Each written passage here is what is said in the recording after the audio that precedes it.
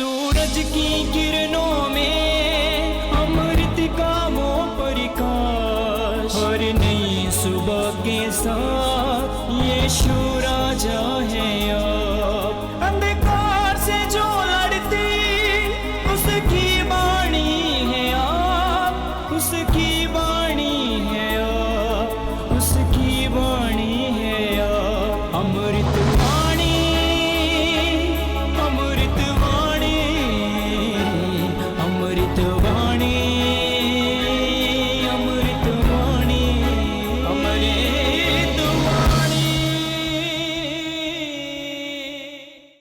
पहला पाठ थेसलोनीकियों के नाम संत पौलुस का पहला पत्र, अध्याय 5 पद संख्या 1 से 6 और 9 से 11 तक।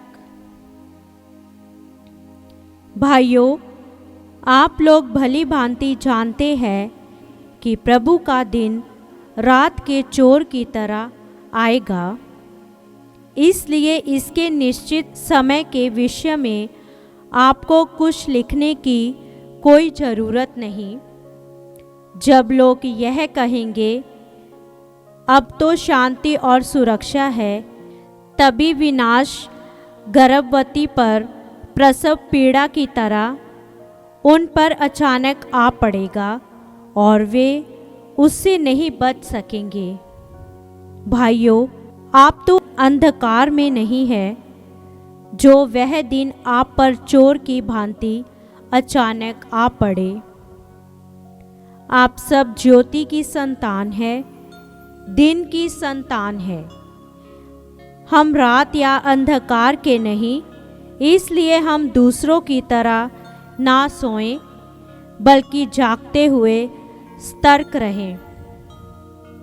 ईश्वर यह नहीं चाहता कि हम उसके कोप भाजन बने, बल्कि अपने प्रभु यीशु मसीह के द्वारा मुक्ति प्राप्त करें। मसीह हमारे लिए मर गए, जिससे हम चाहे जीवित हो या मर गए हो, उनसे संयुक्त होकर जीवन बिताएं।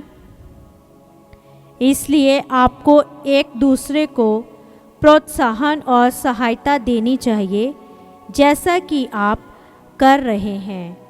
यह प्रभु की वाणी है। ईश्वर को धन्यवाद। भजन अनुवाक्य। मुझे विश्वास है कि मैं इस जीवन में प्रभु की भलाई को देख पाऊंगा। मुझे विश्वास है कि मैं इस जीवन में प्रभु की भलाई को देख पाऊंगा। प्रभु मेरी ज्योति और मेरी मुक्ति है, तो मैं किससे डरूं? प्रभु मेरे जीवन की रक्षा करता है, तो मैं किससे भयभीत होऊं? अनुवाक्य। मुझे विश्वास है कि मैं इस जीवन में प्रभु की भलाई को देख पाऊंगा।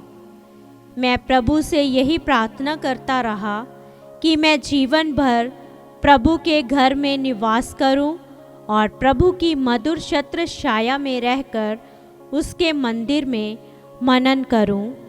अनुवाक्य।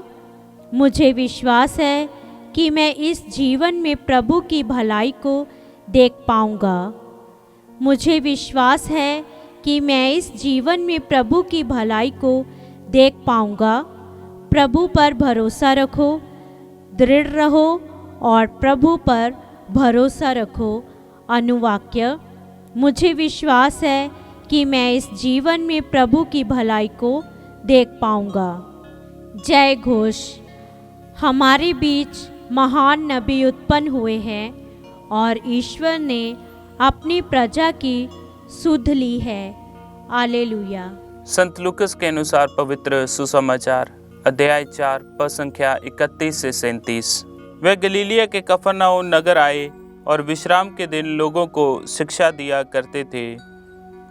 लोग उनकी शिक्षा सुनकर अचंभे में पड़ जाते थे, क्योंकि वह अधिकार के साथ बोलते थे। सभागृह में एक मनुष्य था जो अशुद्ध आत्मा के वश में था। वह ऊंचे स्वर से चिल्ला उठा, ईसा नाज़री, हमसे आपको क्या आप हमारा सर्वनाश करने आए हैं? मैं जानता हूँ कि आप कौन हैं, ईश्वर के भेजे हुए परम पावन पुरुष। ईश्वर ने ये कहते हुए उसे डांटा, चुप रह, इस मनुष्य से बाहर निकल जा। अब दूत ने सबके देखते देखते उस मनुष्य को भूमि पर पटक दिया और उसकी कोई हानि किए बिना वह उससे बाहर निकल गया।